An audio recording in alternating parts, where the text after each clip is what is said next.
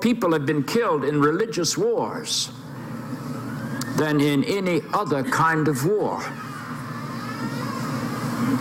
One has only to listen to the rhetoric of people who are world known today to see that. Let me remind you that on September 11th, 2001, Osama bin Laden hurled his suicide airplanes into the World Trade Center and into the Pentagon, invoking God.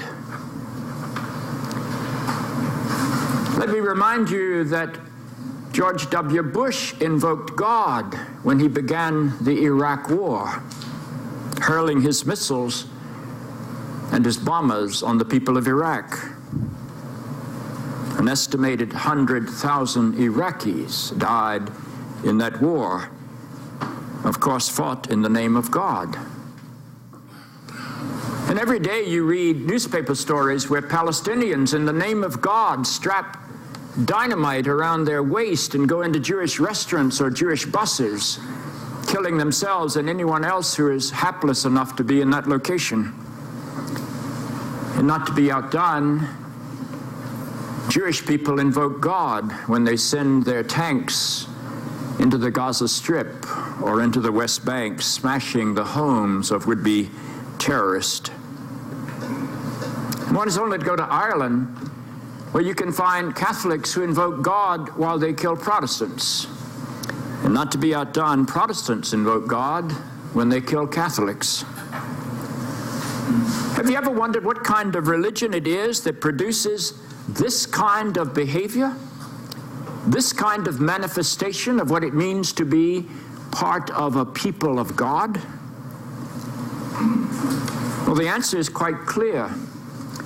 Every religious system in the world is infected with what I would call a tribal mentality. I think one could make a case that there are basically three tribal religions in the world today. The Judeo-Christian religion is the tribal religion of the West, and we're quite sure that God is on our side. Because I write a column on the internet each week, I carry press credentials.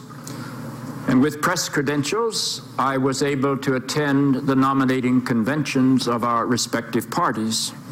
The fascinating thing about both parties in their conventions was how often they invoked God upon their prejudices.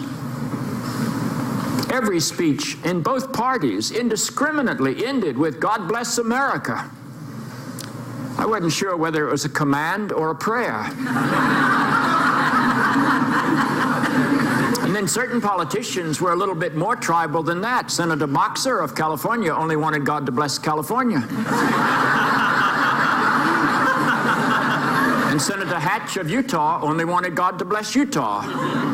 And the one that I enjoyed the most was Representative Charlie Rangel of New York, who only wanted God to bless New York. And that one interested me because I lived just across the Hudson River from New York in New Jersey.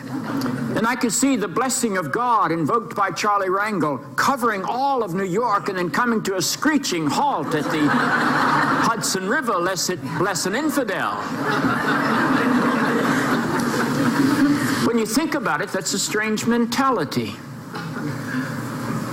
I love watching some baseball players, like Tom Gordon, relief pitcher for the New York Yankees, who usually does the 8th inning before we turn it over to Mariano for the 9th inning.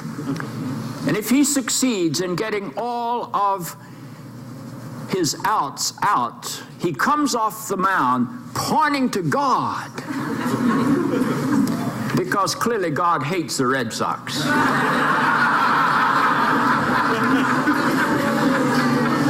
That's tribal thinking. Tribal religion is identified by claiming that somehow you enjoy God's favor and your enemies enjoy God's disfavor. I hope I live long enough to see somebody kick a field goal from maybe 63 yards out in the last 5 seconds of a championship game, Super Bowl, say, and have it go through the crossbars. And at the end, when he's being interviewed, have him say, you know, I got that kick through because I am good.